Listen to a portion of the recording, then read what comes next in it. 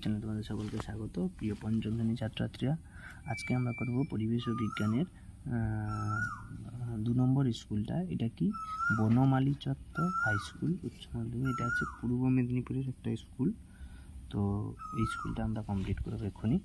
তো চলো কথা না বাড়িয়ে আমরা পড়াশোনা থেকে যাই। পশ্চিমবঙ্গের উচ্চতম পর্বত শৃঙ্গ, তোমরা প্রত্যেকে জানো পশ্চিমবঙ্গের উচ্চতম পর্বত শৃঙ্গ কি? সান্দাকফু। তারপর বলছে সুন্দরবন অঞ্চলের একটি নদীর নাম কি? মনে হবে সুন্দরবনে একটা নদীর নাম হচ্ছে মাতলা নদী। মাতলা, গোসাবা এগুলো সুন্দরবনের নদী। পরের প্রশ্ন, নিজের জীবনের পরোয়া না করে প্লেগ রোগীদের সেবা করেছেন কি?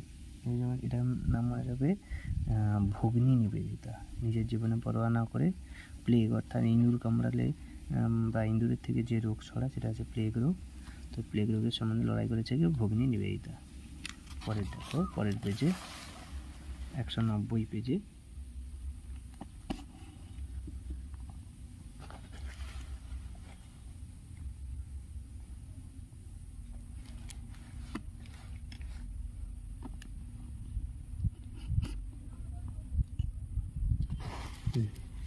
কি বলছে দেখো, বাঁকুড়া জেলার ফজলিয়াম বিখ্যাত। এটা শুদ্ধ অশুদ্ধ করতে বলেছে। তো বাঁকুড়া জেলার ফজলিয়াম বিখ্যাত, এটা হচ্ছে ভুল, কারণ এটা কি হবে? মালদা। মনে রাখবে, মালদা জেলার ফজলিয়াম বিখ্যাত, বাঁকুড়া জেলা না, মালদা জেলার ফজলিয়াম বিখ্যাত।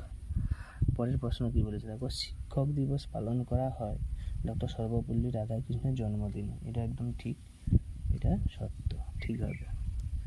পরের প্রশ্ন বলতে দেখো, কেলেঘাই ও কংসাবতী নদীর মিশে তৈরি হয়েছে ড্যাশ নদী। কেলেঘাই ও কংসাবতী নদী মিশে কোন নদী তৈরি হয়েছে বলো তো? না, এটা মনে রাখবে হলদি নদী। হলদি কোন নদী? না, হলদি নদী। ঠিক আছে, কেলেঘাই ও কংসাবতী নদী মিলে কি তৈরি হয়েছে? না, হলদি নদী। পরেরটা দেখো, স্বাধীন ভারতের প্রধানমন্ত্রী কে ছিলেন? স্বাধীন ভারতের প্রথম প্রধানমন্ত্রী কি? জওহরলাল নেহেরু।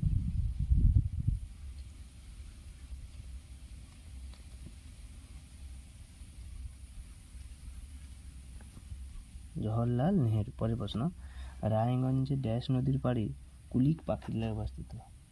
রায়গঞ্জের কোন নদীর তীরে বলতো? এই যে কুলিক পাখিরালয়, কুলিক নদীর তীরে। কোথায়? কুলিক নদীর তীরে কুলিক পাখিরালয় অবস্থিত। এর পরের প্রশ্নগুলো দেখো, নদী কাকে বলে?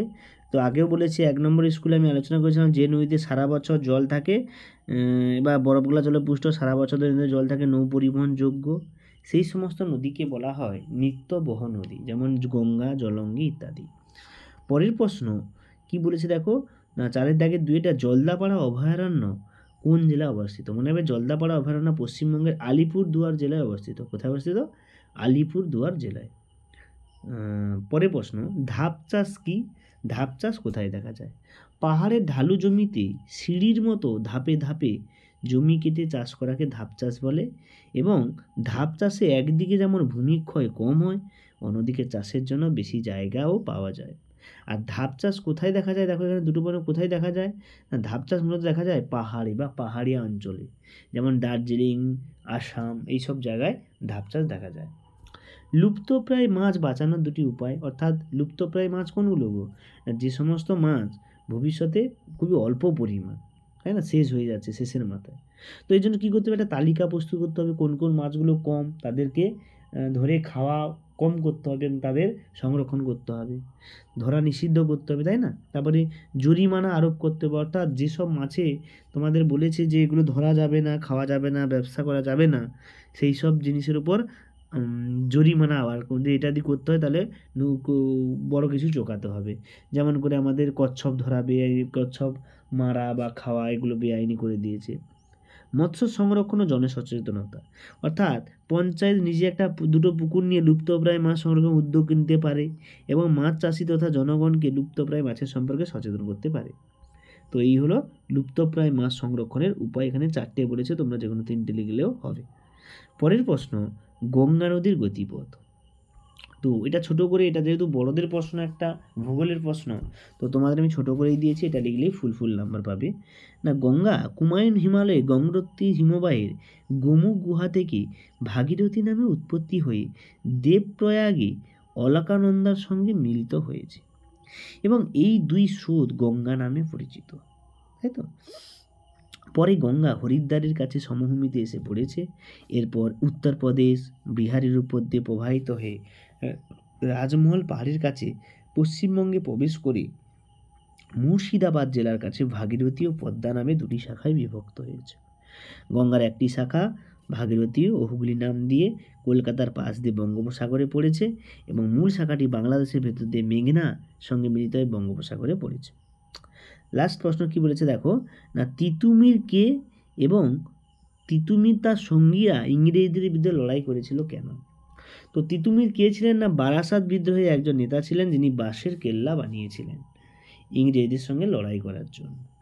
তিতুমির ও তার সঙ্গীরা ইংরেজ আর তাদের দেশীয় সঙ্গী জমিদারের অন্যায় ও জুলুমের বিরুদ্ধে লড়াই করেছিলেন। তারপর শেষ প্রশ্ন, তিনি কেন ইংরেজদের বিরুদ্ধে লড়াই করেছিলেন না, তিতুমির দেশীয় সঙ্গী জমিদারের অন্যায় জুলুমের বিরুদ্ধে লড়াই করেছিলেন। তো দেখো আমরা 2 নম্বর স্কুলটা কমপ্লিট করে ফেললাম। এর পরের ক্লাসে আমরা 3 নম্বর স্কুলটা নিয়ে আলোচনা করব। তো সকলকে ধন্যবাদ এবং বলে রাখা, যারা চ্যানেলে নতুন তোমরা সাবস্ক্রাইব করো, ভালোভাবে লাইক করো, কোনো সমস্যা থাকলে আমাকে কমেন্ট বক্সে জানাও। আজকের মতো এই পর্যন্ত, সকলকে ধন্যবাদ, সবাই ভালো থাকবে।